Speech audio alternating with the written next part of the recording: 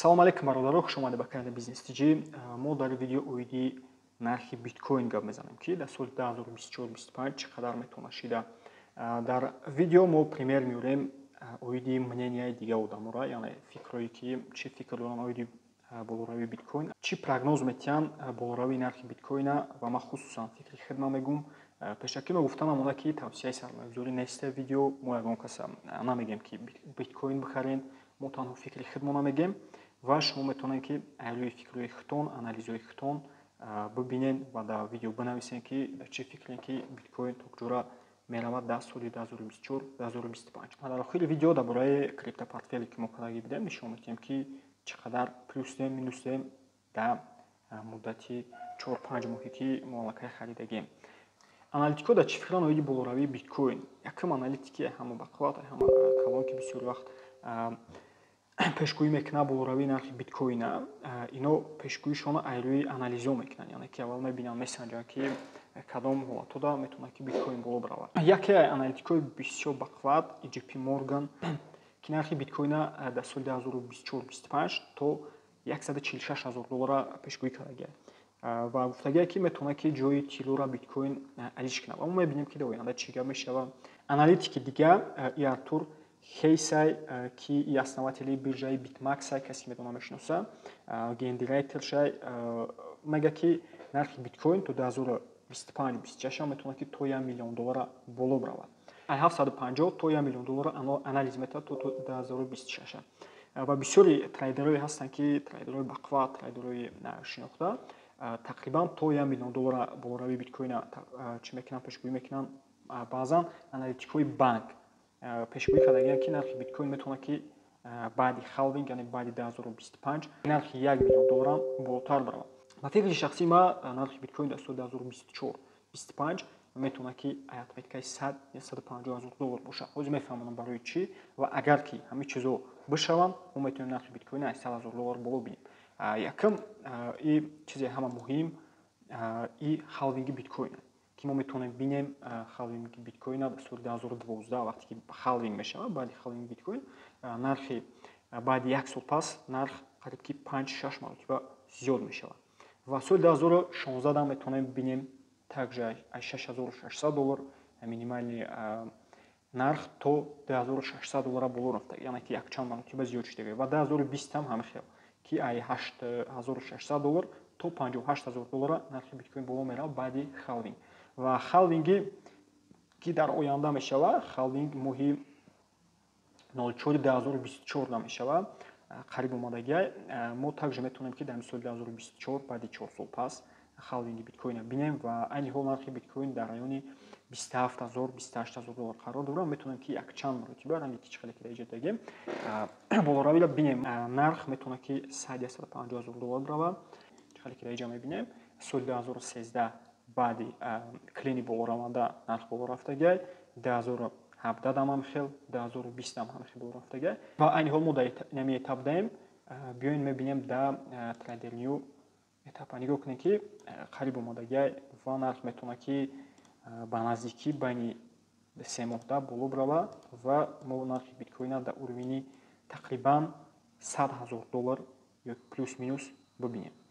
Чӣ хеле ки мебинем клине ки дар расм нишон додагӣ будем, клинай уже баъди клин чӣ мешавад, болоравӣ мешавад дар биткоин. Дуюм показател барои чӣ нарх бояд боло биравад и адобрид кардани спот ETF биткоина. Агар ки адобрид кунад SEC, мо метавонем ки нархи биткоина бинем дар уровини $100,000 ё ки айдам даже зиёдтар.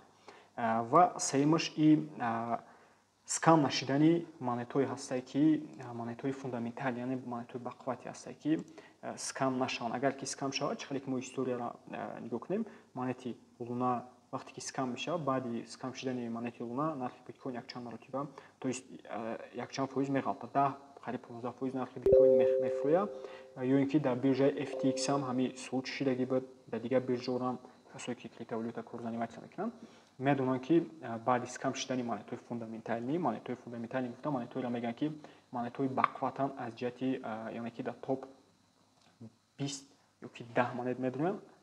Ҳамин монетҳоро монетҳои фундаментали, монетҳое ки бақувватанд мегӯянд. Ва гуфтем ки агар ки ҳамин 3 нишондиҳанда бишава соли 2024-25 мо метавонем ки нархи биткоин аз $100,000 боло бинем. Бо мегӯям ки тавсияи сармоягузорӣ неста, худо метавонед анализ кунед нарха. Топ 10 держателое ки одамое ки ҳама биткоини зиёд доранд дар кашварокашон. Метавонед шумо дар сайти Ман сармоягузор дар Telegram ссилкаша дар таги видео мемонам. Дар омада подписатсия кунед оиди биткоин, оиди криптовалюта, ки хабарҳоро бинед, хабарҳои нав мепартоем, фикрҳои худмон оиди криптовалюта мепартоем. Метавонед дар омада бинен. Дар инҷа мо публикovat кардагӣ бидем пост оиди 10 одамое ки ҳама биткоини зиёд доранд дар шотошон.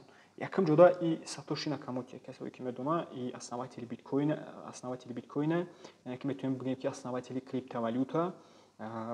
Дар шотош айни ҳол зиёда 1,1 миллион биткоин дорад дар шотош. Ва аз соли 2009 тараф ягон вақт биткоиноша истифода бурдагӣ нест, яъне ки ҳам чанд биткоине ки буд, ҳам фиристодагӣ ҳеч кам намедонад ки Сатоши кияй ва дар ки ҷояй ҳеч кам намедонад. Дуюм ҷода Grayscale аст, ки 643,000 биткоин дорад дар шотош. Агар ки ҳисоб кунем, биёем оз ҳисоб мекунем ки чӣ қадар сум мешава. Ва агар ки Сатоши Накамотиро бигирем, дар шотош 29,7 миллиард доллар да биткоин дорад. Ва дар ҷои сеюм и биржаи Binance ки дар шотош 498,000 биткоин, қариб 1 миллион биткоин дорад ва ҳисоб мекунем ба нархи 27,5 миллиард доллар да биткоин аст. Баъд ё биржаҳои дига аст, биржаи Betwix, OKX, дига биржаҳо. Ва ссилкаи группаи Ман сармоягузорро мемонам. Метавонед дар омада худтон бинед ки ҳастанд держателои биткоин чӣ қадари сумда доранд биткоин, метавонед худтон дар омада ҳисоб кунед. Ва биёем мебинем оиди криптопортфеле ки мо харидагӣ будем. Касое ки медонанд, мо криптопортфел харидагӣ будем, и санҷишияй ва нишон додагӣ будем айрӯи ду стратегия. Якам стратегияи DCI, яъне стратегияе ки ҳар моҳ уследият мекунем, ва дигар стратегия мо стратегияе ки просто мо мехарем, дарозмуддат мемонем. Ва аллакай ки 6 моҳе ки мо харидагем, якам яъне ки чизи харидагимон дар $1000 харидагӣ будем ва нигоҳ мекунем ки айни ҳол $1000 ки мо харидагӣ будем в райони $786 шудага, яъне ки мо ай ҳами $213 минусем дар муддати 6 моҳ. Моҳое будае ки мо плюсда будем, мекем ва аслан ма ҳисоби киринеб болоравии соза нишон додагӣ нестай, мо плюсдем. Ва нагуфтанам ona ки криптовалюта риск дорад. Касое ки кору заниматсия мекунанд, бояд бидонем ки шумо метавонед также плюсда буред, метавонед минусда буред. Агар ки шумо хуб нафаҳмед, агар ки шумо хуб надонед, также ки кор накунед дар криптовалюта, то есть заниматсия накунед, барои ки шумо метавонед ки монетоиро бигиред ки оз нишон медиҳем ки чӣ қадар минус рафтагианд. Ва мо якам видеода гуфтагӣ будем ки ин монетои слишком рисковнианд. Ва мо бояд портфеломонро диверсификатсия кунем, барои ки рискаш камтар шавад. Нигоҳ кунед, ҳама минуси калон дар портфели мо и PP. Мо чӣ қадар гуфтагӣ будем дар якам видео, ду монети поёне ки мебинед, Chiliz ва PP, ин монетои рисковнианд ва ҳамин хелам шидагия ҳар як монето, ай PP 66% минусем ва ай монети Chiliz 53%. Баъдан монети ChatGPT ирам более рискаш зиёдтарай. Баъдан уже мия BNB медонем монети Binance, Cardano, Ethereum, даже биткоинам мо минусем айни ҳол 4%. Монетое ки мо плюс ҳастем, монети XRP, монети Link ва монети Solana ки мебинем, ҳама минус плюс калоно 13%. И гуфтем портфели дарозмуддат буд, дар муддати 6 моҳ ва мо мебинем баъди 1 сол чӣ қадар плюс мешава портфели мо. Портфели дигае ки мо дорем, портфели гуфтем бас DCI, яъне стратегияе ки уследият мекунем нарха. И портфел ситуатсия хубтара дар портфели DCI. Ҳамагӣ мо ай $600 харидагимон 8% минусем ва дар портфели дигаримон 21%. Нигоҳ кунед ки стратегияи DCI чӣ қадар стратегия хубае. Мо видео кардагӣ будем оиди стратегияи DCI, также мемонам дар инҷа, метавонед дар омада видеоро тамошо кунед ки стратегияи DCI чиye, чӣ қадар шумо метавонед рӯи стратегияи DCI криптовалюта бихаред ва рисктона кам кунед. Дар инҷа чӣ қадар ки рӯи портфели санҷишӣ нишон медиҳад, қариб ки 15% мо минусмон камтара, чем ай портфели обычне ки мо дорем, чем ай ки як ябро харидем. Стратегияи DCI хубиша мо аллакай дидестем. Дар инҷа мебинем ки плюсои мо дар монети Chainlink, монети Solana ва дигар монетаҳомон айни ҳол минусданд ва PP-ро бинем ки 36%, дар уже 66% буд ва дар портфелмон 36%, барои ки мо вақти хариданда уследият кардагӣ будем нарха арзонтар харида будем ва ин ҳол мебинем ки минуси мо камтара чимавӣ ки дар портфели дигари мо буд. Ай сигналода чӣ гапа? Сигналое ки чӣ ки медонем дар группаи мо группаи яъне курси ман сармоягузорам мо отдельно группаи сигнало дорем ва ҳар моҳ сигнал метиҳем. Ай ҳама показателҳои хуб мебинем ки баъди харидани портфел мо аллакай $284 плюс даем ай рӯи сигнало ва монети хубе ки мо дорем ин монети Multi-Eye 110%, яъне ки $133 прибыл додагиай да баъди харидан монети ҳама худшимон ин монети 11% минуста, яъне $11 монети PVR.